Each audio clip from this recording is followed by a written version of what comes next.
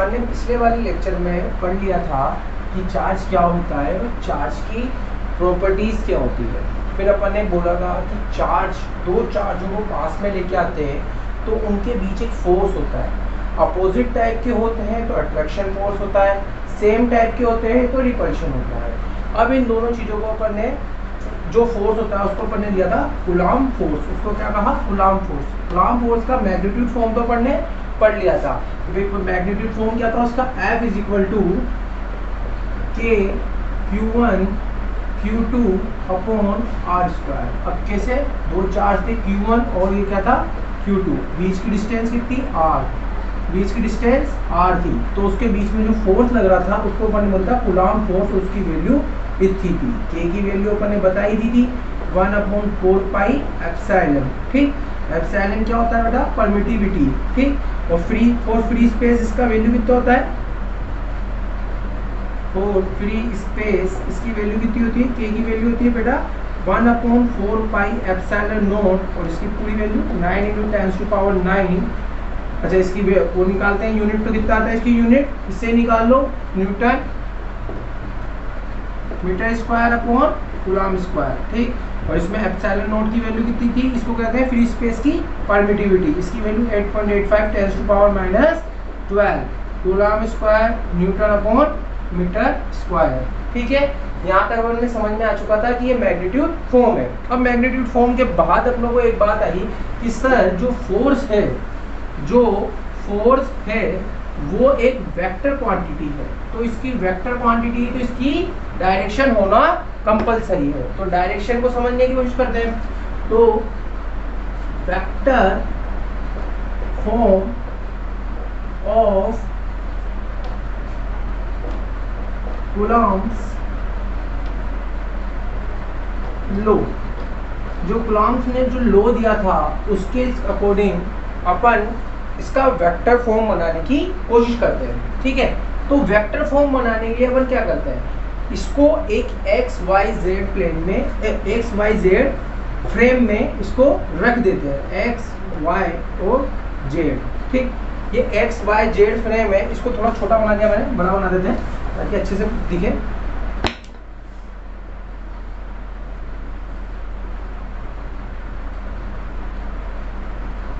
X Y Z। अब X Y Z देखो, X Y और Z, तुम्हारे को ये बात पता है ना X Y Z किस तरीके से लेते हैं? X Y Z लेने का मतलब होता है I J is equal to K। हर तरीके से नहीं लेते, यहाँ पे X लिख दिया या Z लिख दिया या Y लिख दिया, ऐसे नहीं। I cross J is equal to K। आपका एंटी क्लॉक वाइज पूरा कंप्लीट होना चाहिए, मतलब I मल्टीप्लाई बाई J, उसको I कैप भी कहते हैं, उसको J कैप कहते हैं, इसे K कैप कहते हैं। ठीक है, इसके यूनिट वेक्टर नहीं है, I multiply J is equal to K। ठीक, अब अपन ने क्या कहा कि इस पे 2 पॉइंट चार्ज है। एक पॉइंट चार्ज है जिसकी दूरी, जिसकी यहाँ से पोजीशन वेक्टर है R1, और दूसरा है चार्ज जिसकी Q1, और दूसरा चार्ज है Q2 जिससे पोजीशन वेक्टर है R2। ठीक, अब यहाँ पर अपने समझ में आएगा कि Q1 है और Q2 है, Q1 है Q2 है, दो चार्ज हो गए, दोनों के पोजीशन वेक्टर आ गए, पोजीशन वेक्टर आ गए। अब अपन क्या कर रहे हैं कि ये चार्ज इस चार्ज पर Q1 चार्ज Q2 पर फोर्स लगा रहा है। बीच की डिस्टेंस कितनी है? R। ठीक है, बीच की डिस्टेंस कितनी है बेटा? R। इसने इसके ऊपर क्या लगाया? फोर्स। और Q2 ने Q1 पे फोर्स लगाया। ठीक, Q2 ने Q1 में फोर्स लगाया, Q1 ने Q2 पे फोर्स लगाया। दोनों चार्ज कैसे हैं? पॉजिटिव टाइप के लिए हैं। Q1 Q2 को अपन ने कैसे लिया? पॉजिटिव टाइप का। ठीक है, अब अपन ये समझ में आया कि सर इसने इसके ऊपर फोर्स लगाया, तो उसको अपन लिखते हैं F। 1 ने लगाया, ठीक, किस पे लगाया? 2 पर। 2 ने लगाया 1 पर, तो क्या बोलेंगे इसे? F 2 ने लगाया और 1 पर, जो लगाता है उसे पीछे, जिस पे फोर्स लगता है वो आगे। तो F1 2 का मतलब क्या होता है? फोर्स ऑन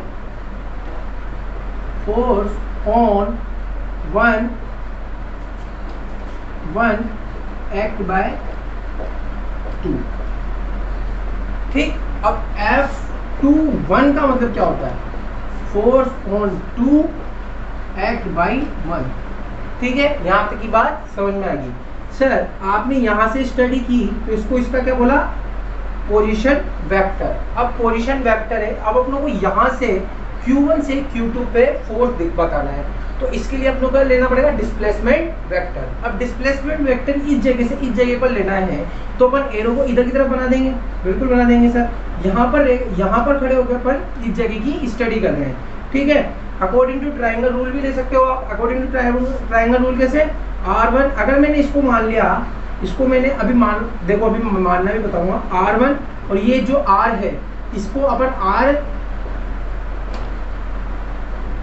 R12 लिख देते हैं, ठीक, R12। तो R1 से R21, तो अकॉर्डिंग टू ट्राइंगल रूल ले लेते चाहे तो, अकॉर्डिंग टू ट्राइंगल रूल।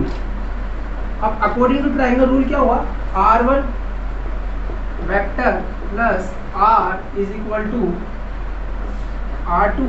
कैसे, जो सेम डायरेक्शन में उनका सम अपोजिट डायरेक्शन वाले के बराबर होगा, ठीक है ना। जो क्लॉकवाइज है उसको एंटी क्लॉकवाइज के बराबर होगा, ठीक। तो R1, अब अपन ने इसकी वैल्यू निकाले, R की वैल्यू कितनी आई है, R2 माइनस R1। तो इसका मतलब क्या है, अब देखो यहाँ पर से अपन ने स्टडी की तो यहाँ पर R1 तो इस जगह था और R2 इस जगह था, ठीक है ना। तो R2 माइनस R1, इसको मैंने लिख दिया R12 वेक्टर, ठीक है। अब अपन ने R12 वेक्टर की वैल्यू है R2 माइनस R1, ठीक। यहाँ से स्टडी करी, अगर अपन यहाँ से स्टडी करते तो ये एरो कैसा हो जाता, उल्टा, ये एरो कैसा हो जाएगा, उल्टा, बिल्कुल।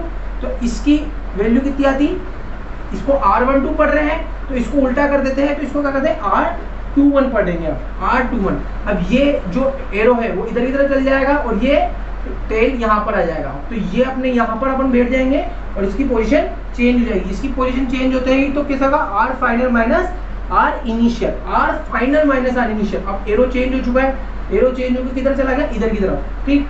अब एरो चेंज होकर इधर चला गया तो ये इनिशियल ये हो गया, फाइनल ये हो गया। तो बताओ इसकी वैल्यू कितनी, R फाइनल कितना है, R1 फाइनल है और R2 इनिशियल है इसके लिए, ठीक है ना। तो इस दोनों की वैल्यू आ गई, ठीक। तो अपने पास पता लग गया कि किस तरफ से क्या है। तो इधर की तरफ से जब अपन ने इसको लिया, अपन जनरली यूं बना देते हैं, ठीक। और अपन ने इसकी तरफ से जब लिया तो इसकी तरफ तो ये हो गई और इधर की तरफ कौन सी हो गई, R21, ठीक है। यहाँ तक के अपनी बात समझ में आ चुकी कि सर यहाँ से इसकी वैल्यू सी, उसकी वैल्यू सी। अब अपन पढ़ते हैं कि Q1 के द्वारा Q2 पे कितना फोर्स लगाया, तो जो फोर्स लगा उसकी वैल्यू कितनी है, किसने लगाया, Q1 ने, किस पे लगा, Q2 पे, तो कितना 2 के Q1 Q2 अपॉन बीच की डिस्टेंस R², ठीक। अब अपने पास R² इसके बीच की डिस्टेंस आ गई। अब ये दोनों चीजें आ गई, चलो इस वाले R को भी अपन इस तरीके से लिख लेते हैं ताकि थोड़ा सा दिखने में आसानी हो जाए। तो R², ठीक है ना। अब अपन ये R21 और R12, अब R21 की वैल्यू कितनी है, R21 अपने इस वाली डायरेक्शन में कौन है, R12 है या R21 है, R12। तो R12 को अपन ने इसी तरीके से लिख दिया। इसका अपन ने क्या लिया, यूनिट वेक्टर लिया, क्या, यूनिट वेक्टर डायरेक्शन के साथ। अगर मैं इसको इस तरीके से लिख दूं, यहीं पर लिख दूंगा R21 cap, R2 cap minus R1 cap, ठीक है। इसको अपन कैसे लिख सकते हैं, R21 cap is equal to R1 cap minus R2 cap, ठीक। इसको इस तरीके से लिख सकते हैं। अब एक बात देखो, ये दोनों एक ही जैसे हैं, ये और ये, बस इतना सा अंतर है। ये अगर इसमें मैं माइनस लगा दूं तो डिट्टो ऐसा का ऐसा बन जाएगा। तो अपन इक्वेशन 1 और इक्वेशन 1 और इक्वेशन 2 से लिख सकते हैं ना, कि इक्वेशन 1 और इक्वेशन 2 से क्या लिख सकते हैं, जगह कहाँ है, कहाँ जगह लिखूं, थोड़ा सा यहाँ से मिटा देता हूँ मैं।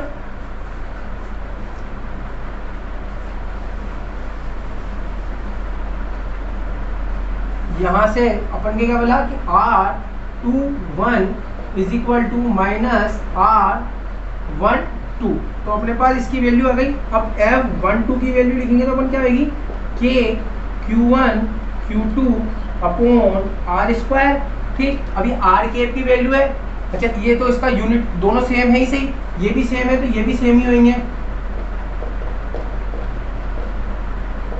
ठीक, यहां तक अपने क्लियर हो चुका। ठीक, इसको इक्वेशन नंबर 3 लिख दो चाहो तो। ठीक, अब अपन ने F12 की वैल्यू मतलब 21 का मतलब एक ने लगाया 2 पर, एक ने लगाया 2 पर k q1 q2 upon r square बीच की और इसकी डायरेक्शन r12। अब अपन ने F12 पे पढ़ रहे हैं तो 2 ने लगाया 1 पर, 2 ने लगाया 1 पर, 2 ने लगाया 1 पर, तो इधर की तरफ लगा डायरेक्शन r21 r21। ओके, अब अपने पास इन दोनों की बात निकल गई। अब अपन ने मैं इधर की तरफ से थोड़ा सा मिटा रहा हूं, ठीक है ना। तो अपने पास क्या मिला कि सर F21 और F12 इनमें कोई ज्यादा चेंजेस नहीं है, बस इन दोनों को देखने का, इन दोनों पे जो इनकी डायरेक्शन है, क्योंकि मैग्नीट्यूड फॉर्म तो दोनों की सेम है। देखो मैग्नीट्यूड फॉर्म तो दोनों की सेम है। ये दोनों देखो F12 और F21, क्या ये दोनों एक दूसरे के बराबर है? सिर्फ माइनस का अंतर है। तो अपन कैसे लिख सकते हैं? F12 को अपन लिख सकते हैं F12 के Q1 Q2 upon R square, और ये R21 जो होता है इसको अपन लिख सकते हैं माइनस R12। ठीक, तो अपने पास इसको लिख दिया, तो इसको क्या लिख दिया अपन ने? इक्वेशन, यहाँ पे लिख देते हैं इक्वेशन 4 और इसको लिख देते हैं इक्वेशन 5। ठीक है ना। तो इक्वेशन 4 और इक्वेशन 5 से अपन देख सकते हैं कि F21 और F12 आपस में बराबर है, बस ये जो माइनस है इसको बदल दो। ठीक, तो अपन ने इसको क्या करा, यहाँ से मिटा रहा हूँ मैं। ठीक, ये माइनस है इसको आगे लिया है, इसको माइनस को आगे लिया है, तो आप ये देखो ये जो पूरा है ये माइनस को आगे लिखते हैं k q1 q2 upon r square r12। ये का ऐसे का ऐसा ही लिखा हुआ है, तो बिल्कुल ऐसे का ऐसा अपन ने लिख दिया। ठीक, इसकी वैल्यू करिए F21। तो ये इसका मतलब क्या हुआ कि ये F12 और F21 मतलब जो Q1 फोर्स Q2 पे लगाएगा उतना ही फोर्स Q2 Q1 पे लगाएगा। जैसे यहाँ 4 कूलम हो या 1 कूलम हो, तो 4 कूलम 1 कूलम पे जितना फोर्स लगाएगा उतना ही 1 कूलम 4 कूलम पे फोर्स लगाएगा। ठीक, अब अपन ने वेक्टर लगा दिया क्योंकि अपन ने इस बार डायरेक्शन भी बता दी है कि अपन ने देखा कि ये वाला चार्ज अगर दोनों सेम चार्ज हैं तो एक दूसरे के अपोजिट फोर्स लगाएंगे, पर मैग्नीट्यूड सेम होगा। अगर एक बात याद करो कि जब न्यूटन का थर्ड लॉ था वो क्या था? एक्शन रिएक्शन लॉ जिसे कहते हैं, कि मतलब एक फोर्स अगर कोई पार्टिकल किसी के ऊपर फोर्स लगाता है उतना ही फोर्स उसके ऊपर लगता है पर अपोजिट डायरेक्शन में। तो ये कौन सा है? न्यूटन्स थर्ड लॉ, ये न्यूटन्स का थर्ड लॉ है। ठीक, अब अपन के यहाँ तक बात कंप्लीट हो गई। सर F1221 ये अपने कंप्लीट हो गई, ये कूलम्ब्स लॉ का वेक्टर फॉर्म कंप्लीट हो चुका है। ठीक, यहाँ से मैं इसको मिटा रहा हूँ। अब थोड़ी सी बातें एक्स्ट्रा है, इंपॉर्टेंट पॉइंट्स हैं कूलम्ब्स लॉ के लिए। कूलम्ब्स लॉ रेस्ट चार्ज पर लगता है। कूलम्ब्स लॉ किसके ऊपर लगता है?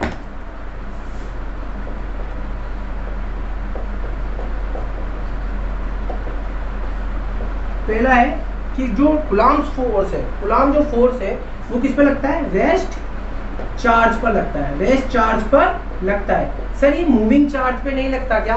मूविंग चार्ज पे जब मूव करता है चार्ज, तो उसमें जब चार्ज मूव करता है तो उससे करंट इंड्यूस हो जाती है। क्या हो जाती है? करंट। तो उसे मैग्नेटिक फील्ड और आता है, तो मैग्नेटिक फील्ड को भी उसमें इंक्लूड करना पड़ता है।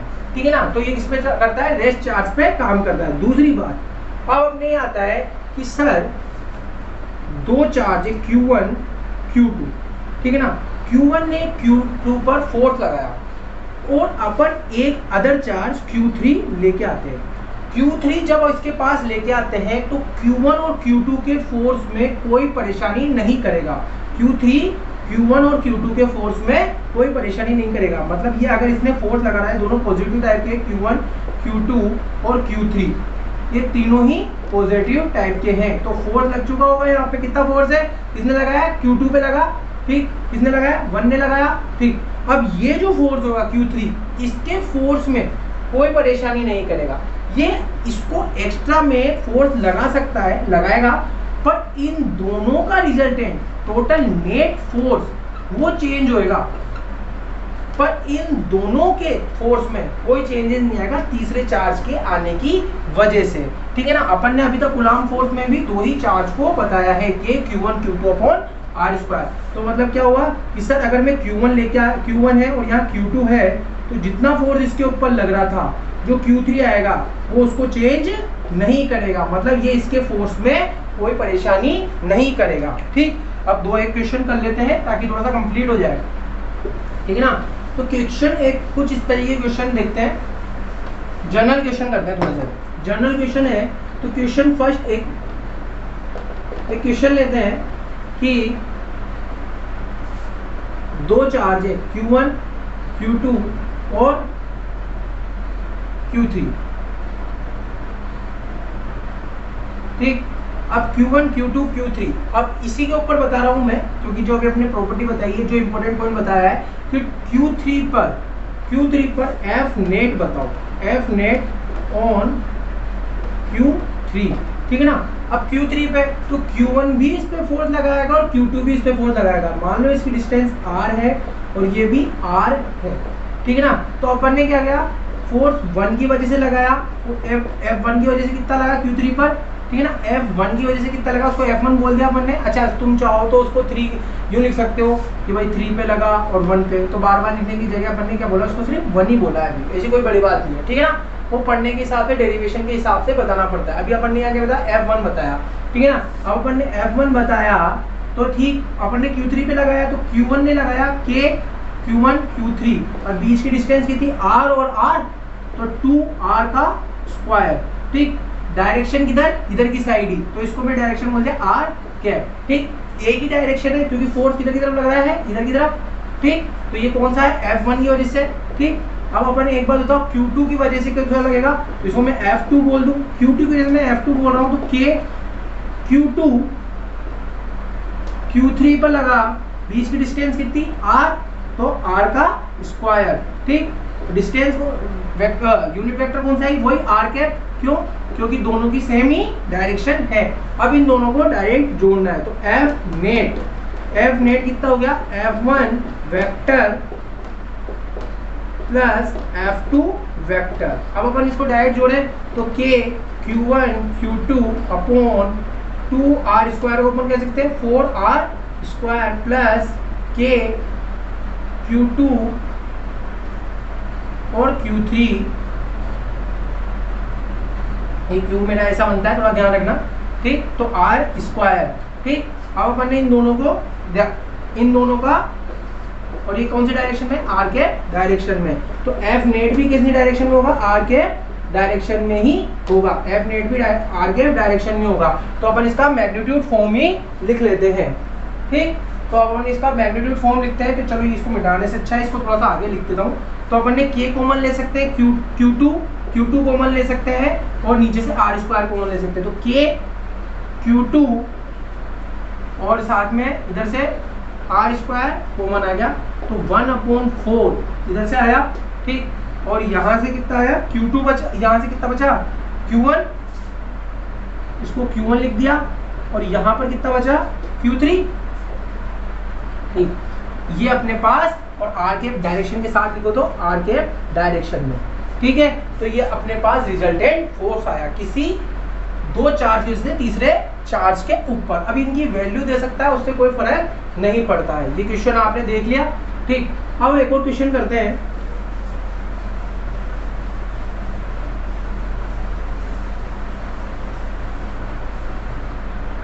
एक क्वेश्चन लेते हैं कि दो चार्ज है, चलो एक क्वेश्चन करते हैं कि एक स्क्वायर है, स्क्वायर के ऊपर 4 चार्ज रखे हुए हैं। इसका है Q1, इसका नाम है Q2, इसका Q3 और Q4।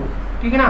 अब इन्होंने कहा है कि Q1 Q2 Q3 और Q4 आपस में इक्वल है और पॉजिटिव है। ठीक है, ये उन्होंने गिवन कर रखा है कि Q1 Q2 Q3 Q4 आपस में इक्वल है और साथ ही ये जो है पॉजिटिव है, मतलब ये 0 से बड़े पॉजिटिव चार्ज है, और इनके जो बीच की डिस्टेंस है वो ए और ए स्क्वायर के ऊपर रखा हुआ है। बिल्कुल समझ में आ रहा है।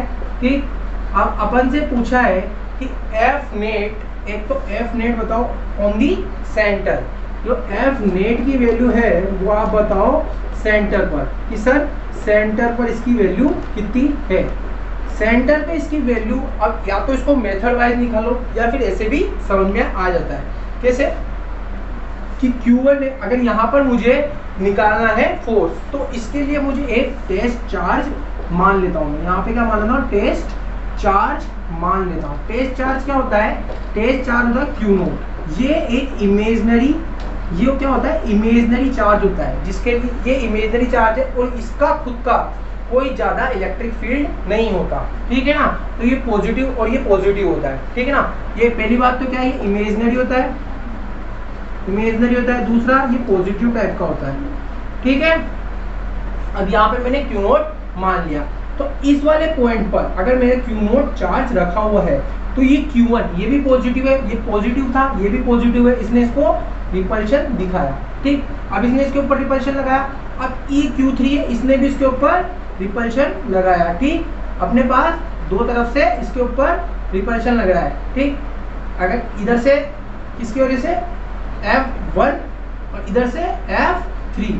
ठीक, अब एक बार बताओ F1 और F3 दोनों की डायरेक्शन कैसी है, अपोजिट। अगर मैं F1 की वैल्यू निकालूं तो F1 की वैल्यू कितनी निकलेगी, अगर मैं यहाँ की डिस्टेंस R मान लूं तो ये डिस्टेंस भी R ही है। जनरली अपन इसको सोल्व करके निकाल सकते हैं चाहे तो, इसकी डिस्टेंस R है, इसकी डिस्टेंस भी R है। अच्छा, इसकी अगर इसको सोल्व करना है तो वो सिंपल सी बात है, यहाँ पे अपन दो ट्राइंगल के हिसाब से बना देंगे, दो लाइनें खींच देंगे। ये यहाँ पे कितना 90 का एंगल, ठीक है, तो ये कितने का हो जाएगा 45, ये कितना 45, ये कितना, समझ में आ रहा है इतना, तो क्लियरिटी है। F1 F, अब अपन यहाँ से F, अगर यहाँ की डिस्टेंस मैंने R मान ली, ठीक है, तो R मान ली तो अपन यहाँ डायरेक्ट निकाल सकते हैं K Q1 Q0 upon R। अब ये बीच की डिस्टेंस R, तो इसका स्क्वायर, अब इतनी ही, बस इसकी डायरेक्शन R कैप डायरेक्शन होगी। तो अगर इसकी डायरेक्शन R कैप मानिए तो F1 की डायरेक्शन मानिए तो F3 का कितना वैल्यू आएगी, F3 की वैल्यू निकालते हैं। F3 की, अगर ये भी R ही होगा, Q3 Q0 पे लगाएगा, K Q3 ने Q0 पर लगाया। ठीक, बीच की डिस्टेंस कितनी मानी, R ही मानी। ठीक है, और इसकी डायरेक्शन उस वाली डायरेक्शन की अपोजिट, तो माइनस R कैप। अगर मैं इन दोनों को सम करूं तो इसका क्या होएगा, इन दोनों का अगर मैंने वेक्टर फॉर्म से सम करा तो F नेट इनकी वजह से कितना आएगा, इनकी वजह से F नेट आएगा F1 प्लस F3। ठीक, अब दोनों सेम है मैग्नीट्यूड में, दोनों सेम है मैग्नीट्यूड में, क्यों, क्योंकि Q1 और Q3 की वैल्यू कितनी दे रखी है अपनों को, सेम Q दे रखी है। तो Q0 अपॉन R स्क्वायर और R कैप। ठीक, और इसकी value Q upon Q0 upon R square is R cap. ठीक, अब अपने पास ये देखो दोनों की सेम वैल्यू है, बस इसमें माइनस आ रखा है, तो ये माइनस इसको कैंसिल कर देगा, तो इसकी वैल्यू कितनी हो जाएगी 0। अब इसी तरीके से इन दोनों की वैल्यू 0 हो गई। अब इन दोनों पे देखेंगे, इन दोनों के अगर मैंने बीच में मान लिया, इसकी वजह से कितना F2 और इसकी वजह से कितना F4। ठीक, इसकी वजह से F2 और इसकी वजह से F2 और इसकी वजह से F4। अब F2 और F4 की बारे में देखो, F2 और F4 दोनों के बीच में अगर मैं डिस्टेंस R मान लूं, अगर बीच में कितनी डिस्टेंस मान लूं R, ठीक है ना, R डिस्टेंस मान लो, यहाँ पे कितनी डिस्टेंस मान लूं, यहाँ पे भी R मान लूं। ठीक, तो इस वजह से फोर्स किधर की तरफ लगेगा, इधर की साइड, और इधर की तरफ फोर्स लगेगा इधर की साइड, दोनों का मैग्नीट्यूड सेम होगा, डायरेक्शन अलग होगी। तो F2 और F4 इक्वल मैग्नीट्यूड के साथ सेम डायरेक्शन में होंगे, तो अपने पास F2 minus F4 plus F4 is equal to 0 हो जाएगा। तो F नेट कितना होना चाहिए था, F नेट कितना होना चाहिए था, F नेट होना चाहिए था, जो ओरिजिनल F नेट है, ये तो F नेट फर्स्ट लिख दूं चाहो तो इसे, और इसको F नेट सेकंड लिख दूं, ठीक है ना, जो F नेट सेकंड, इन दोनों की वजह से निकला तो F नेट टोटल की वजह से कितना होता है, F1 vector plus F2 vector plus F3 vector plus F4 vector. ठीक है, अब इन दोनों की वजह से और इन दोनों की वजह से अपन ने इसको टोटल बता दिया कि F1 और F3 आपस में 0, F2 और F4 आपस में 0, तो टोटल 0। मतलब एक सिमेट्रिक बॉडी के ऊपर सेम चार्ज डिस्ट्रीब्यूट कर दिया अपन ने, सेम चार्ज डिस्ट्रीब्यूट कर दिया तो जो सेंटर होता है उस पर जो फोर्स होता है वो 0 हो जाता है। ठीक, अब अपने यहाँ तक समझ में आया। अगर इसको थोड़ा सा अपन मैथमेटिकली सोल्व करें, मैथमेटिकली सोल्व करने का बता रहा हूँ मैं, अब इसको मैथमेटिकली कैसे सोल्व करते हैं, ठीक है ना। ये तो अपन ने विदाउट कैलकुलेशन फटाफट कर लिया। ठीक, अच्छा यहाँ तो मैंने फिर भी बताया इतना सारा, आप जब दिमाग में आएगा कि ये दोनों चार्ज इधर की वजह से इधर की तरफ इधर इतना फोर्स लग रहा है, इसका उल्टा फोर्स लग रहा है, तो दोनों एक दूसरे से बता दोगे कि ये कैंसिल आउट हो जाएंगे। तो अपन इसको अच्छे से करते हैं। ठीक, तो यहाँ पे क्यू चार्ज दे रखा है, यहाँ पे भी क्यू चार्ज दे रखा है, यहाँ पे भी क्यू चार्ज दे रखा है, यहाँ पे भी क्यू चार्ज दे रखा है, और ये सेंटर पे पूछा हुआ है। तो ठीक है, सेंटर पे पूछा हुआ है तो अपन ने क्या करा, एक स्ट्रेट लाइन इस तरीके से खींच ली।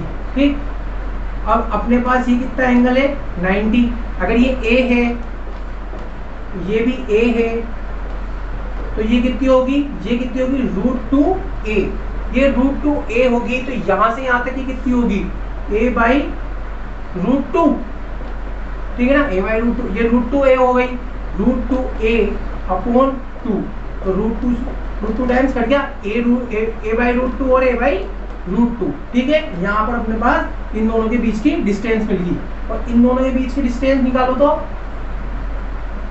इन दोनों के बीच की डिस्टेंस निकालोगे तो भी कितनी निकलेगी a/√2 और a/√2।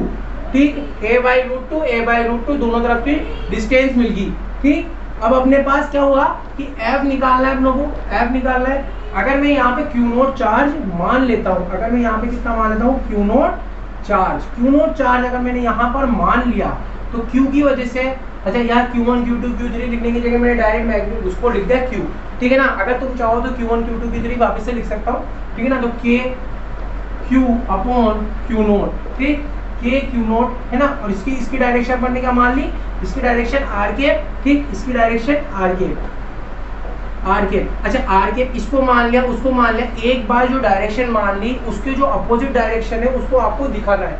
क्यों, क्योंकि इस क्वेश्चन में देख लो एक फोर्स इधर की तरफ लग रहा है, दूसरा फोर्स उसके अपोजिट में लग रहा है, तो इससे अपने डायरेक्ट क्वेश्चन हो जाएगा Q0Q2/a/√2 का होल स्क्वायर और डायरेक्शन r।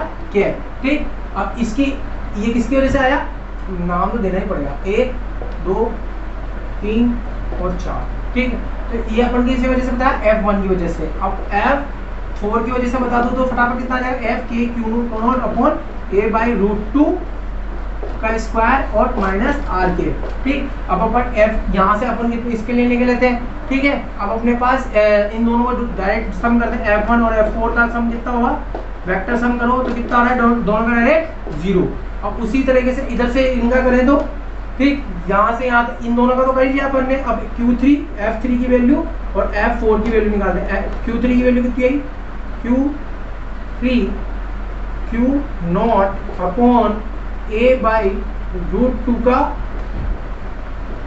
स्क्वायर। ठीक, और यहाँ से इसको इस बार मैंने इसको वापस से क्या बोल दिया, r, क्योंकि मैंने इन दोनों का काम खत्म कर दिया, मैंने इसको r भी बोल दिया। अगर मैंने इस डायरेक्शन में लिया है तो इसकी क्या आएगी, अपोजिट डायरेक्शन में आएगी, तो इसको क्या बोला अपन ने, F4 Q0 और किसके ऊपर Q2, F4 तो अपन यहाँ लिख ना, Q2 है। ठीक, FQ2/a/√2 का होल स्क्वायर और यहाँ से r, वो भी माइनस में, यहाँ भी माइनस था। ठीक है, इन दोनों को करा तो F नेट यहाँ से कितना आया, F1 F3 और F4 की वैल्यू कितनी आई, 0। ठीक, तो अपन ने बता दिया F नेट की वैल्यू कितनी हो गई, F1 F2 plus F3 plus F4 is equal to 0। ठीक, यहाँ तक अपने बात समझ में आ गई। ठीक, एक बार ध्यान से देख लो। ठीक, अब अपन से यूं बोला कि सर इस क्वेश्चन में ही आपने सेंटर पे तो बता दिया, चलो सेंटर पे तो 0 आ गया, तो क्या और जगह में भी 0 ही आएगा क्या, देखते हैं। अपन ने यहाँ कितना लिया Q1, यहाँ पे कितना लिया Q2, यहाँ कितना लिया Q3 और यहाँ कितना लिया Q4, ठीक है ना। Q1 Q2 Q3 Q4, वही वाली बात Q1 Q2 Q3 और Q4 ग्रेटर देन 0, ठीक है, और इक्वल टू Q है और ग्रेटर देन 0 है। तो इन दोनों की सबकी वैल्यू मैग्नीट्यूड कितना है Q है और ये ग्रेटर देन 0 है। अब इसने कहा कि Q4 पर F नेट एट Q4 पे जो है उसके अदर 3 चार्ज की वजह से इसके ऊपर फोर्स बताओ। तो ये कितना है A, ये भी कितनी है A, ये भी कितनी है A, ये भी कितनी है A, और ये बीच की दूरी कितनी हो गई अपनी अब A, तो ये कितनी होगी √2A। तो एक बार बताओ, इस वाले की वजह से Q2 की वजह से फोर्स किधर की तरफ लगेगा, इधर की तरफ, ठीक। Q3 की वजह से फोर्स किधर की तरफ लगा, इधर की तरफ, ठीक। Q3 की वजह से फोर्स किधर लगा, इधर की तरफ, ये कौन सा था Q4, ठीक है ना। तो ये इसको अपन क्या बोलते थे F2 बोल देते, इसको क्या बोलते थे F3 बोल देते हैं, ठीक। और ये वाला जो Q1 था इसकी वजह से फोर्स किधर लगा, इधर की साइड। तो अगर इसका फोर्स इधर की साइड लगा, अब ये कौन सा फोर्स लगा F1, ठीक। अब अपने दिमाग में आया कि सर ये इस Q4 पे 3 फोर्स लग रहे हैं, 3 फोर्स लग रहे हैं और उन सबकी अपनी अपनी डायरेक्शन है। तो जब डायरेक्शन है तो इनको वेक्टर सम की तरह जोड़ो, ठीक। तो अपने पास जो इस पे अगर अपन Q4 पे कितना आया F1 plus F1 plus F2 plus F3, ये इसका F नेट होगा, ठीक है। अब F नेट याद रखना, ये डायरेक्ट नहीं जुड़ेंगे, यहाँ पे वेक्टर लगा है, फिर डायरेक्शन यूज करना पड़ेगा। अब एक बार बताओ, अपन क्या करते हैं कि F3 और F4 आपस में कितने एंगल पे 90 पर है, ठीक है ना। तो अपन क्या करते हैं F3 और F4 को सोल्व कर लेते हैं। F3 प्लस F4 इसका मैग्नीट्यूड फॉर्म ले लेते हैं, ठीक है ना। अभी इसका मैग्नीट्यूड फॉर्म बता रहा हूँ, पहले एक बार मैग्नीट्यूड फॉर्म से कैसे निकलेगा। अगर यहाँ पे उसने पूछा कि Q4 का मैग्नीट्यूड फॉर्म बताओ, तो इन दोनों की वजह से जो मैग्नीट्यूड निकलेगा वो कितना आएगा, उसको अपन ने बोला F डैश बोल दिया, तो उसकी वैल्यू कितनी आई F3 का स्क्वायर प्लस F2 का स्क्वायर प्लस 2F3 F2 कोस बीच में कितना 90। तो ये कितना हो गया बेटा, कोस 90 की वैल्यू कितनी होती है, कोस 90 की वैल्यू 0, तो ये 0 हो गया। ये कितना हो गया, ये तो हो गया 0। अब F3 और F2, अब एक बताओ F3 की वैल्यू और F2 की वैल्यू है क्या वाकई में। F3 वेक्टर की वैल्यू कितनी है K Q, अच्छा F3 वेक्टर की वैल्यू कितनी है Q3 की वजह से लग रहा है और Q4 पे लग रहा है, Q4 अपॉन A स्क्वायर, ठीक। और F2 की वैल्यू कितनी है, F2 वेक्टर की वैल्यू कितनी है ना, F2 की कितनी है, वेक्टर ना हटा दिया, अभी मैग्नीट्यूड फॉर्म ले रहे हैं, K Q2 upon K Q2 upon K4 upon A square, ठीक है। यहाँ से अपने समझ में आया कि सर दोनों ही सेम है, क्योंकि इन दोनों की वैल्यू तो कितनी है Q1 Q2 है। इसको साफ साफ लिख देते हैं, यहाँ पे आ गया ये, ठीक है। तो इसकी वैल्यू F2 की वैल्यू कितनी थी बेटा, K Q2 Q4 upon A square. आप लोगों को पता है इन दोनों की value Q3 Q4 Q2 Q4 सबकी वैल्यू कितनी है Q। तो इसको अपन कैसे लिख सकते हैं कि sir K Q square upon A square, ठीक। इसकी वैल्यू भी कितनी है K Q square upon A square, ठीक। K Q square upon A square, दोनों की मैग्नीट्यूड फॉर्म सेम है। तो अपन इसको डायरेक्ट इसको F3 और F2 को अपन डायरेक्ट F लिख दें, ठीक है, शॉर्ट फॉर्म में लिख देते हैं। F डैश की वैल्यू कितनी आई बेटा, यहाँ से F डैश की वैल्यू कितनी आई, F डैश की वैल्यू अपन ने डायरेक्ट निकाला इसका, तो यहाँ से F square plus F square, और ये तो 0 हो ही गया था, तो इसकी वैल्यू कितनी है 2 रूट F। तो यहाँ से F डैश की वैल्यू 2 रूट F आ गई। तो मतलब इसका मैग्नीट्यूड फॉर्म ले रहे हैं अपन, मैग्नीट्यूड फॉर्म ले रहे हैं, तो इन दोनों को सम कर दिया। अब मैग्नीट्यूड फॉर्म का मतलब है इन दोनों का इस डायरेक्शन में अपन ने प्रोजेक्शन ले लिया, ठीक है ना। F3 और F2 को दोनों की तरफ एक साथ लगा दिया। तो ये जो इसका क्या है वेक्टर फॉर्म में लिखना चाहूँ तुम्हें, इसे वेक्टर फॉर्म में लिखना चाहूँ तो अभी मैं वेक्टर फॉर्म में भी लिखूंगा। अभी मैं किस में लिख रहा हूँ, मैग्नीट्यूड फॉर्म में, मैग्नीट्यूड फॉर्म में लिख रहा हूँ, मैग्नीट्यूड फॉर्म में, ठीक है ना। अब मैग्नीट्यूड फॉर्म में F3 और F4 को मैंने क्या कर दिया, इसी डायरेक्शन में आ गया। अब ये दोनों सेम, दोनों का कितना है फोर्स, ये भी इतना ही फोर्स है, ये भी इतना ही फोर्स है, दोनों इक्वल फोर्स के हैं, दोनों इक्वल फोर्स के हैं। तो जो बी इन दोनों का जो रिजल्टेंट आएगा, जिसे F रिजल्टेंट कहेंगे, F रिजल्टेंट जो आएगा वो किसके आएगा, बीच में आएगा, कहीं बीच में आएगा। तो वो बीच में, अगर ये दोनों इक्वल होते हैं तो बिल्कुल बीच में आता है। जो फोर्स ज्यादा आता है उसकी साइड रिजल्टेंट झुक जाता है, ठीक है ना। F3 और F2 अभी बराबर था, तो इन दोनों का जो F आएगा, F डैश आएगा, वो भी इधर की तरफ ही आएगा। अब F डैश और F1 ये दोनों एक दूसरे से कैसे है, एक दूसरे सेम है, तो अपन डायरेक्ट ही जोड़ सकते हैं F डैश प्लस F। क्यों, क्योंकि दोनों सेम डायरेक्शन में है, तो इनका जो, इन दोनों का जो रिजल्टेंट आएगा वो सेम ही आएगा। तो F रिजल्टेंट जो आएगा अपने पास में, है ना, तो F रिजल्टेंट जो आएगा, तो इसकी F डैश की F1 की वैल्यू कितनी है, F1 की वैल्यू कितनी है, F1 की वैल्यू ये निकाल लेते हैं। F1 की वैल्यू कितनी होगी, कि Q1 और Q4 बीच की √2a का होल स्क्वायर, ठीक। तो अपने पास कितना है, F डैश की वैल्यू कितनी और F की वैल्यू कितनी है, F की वैल्यू KQ/a स्क्वायर। क्यों, क्योंकि ये दोनों सब वैल्यू कितनी है, F के बराबर ही है। अपन ने बोला F3 और F2 आपस में कितना है, F के बराबर, तो इसको F के बराबर लिख दिया, ठीक। तो अपन ने क्या कहा, F dash is equal to, F dash को अपने पास F डैश की वैल्यू कितनी आई थी, √2f, तो √2 KQ square upon a square plus F1 की वैल्यू कितनी आई, Q1 Q2 Q4 अपॉन √2 बाहर निकाले तो 2 और इसके नीचे a square plus F resultant, या F नेट बोल देते आपकी बात, ठीक है ना, नेट ही बोलो इसको, ठीक।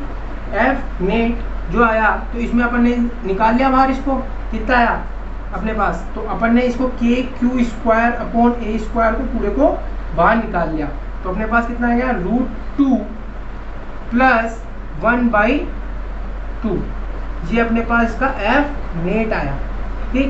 इसके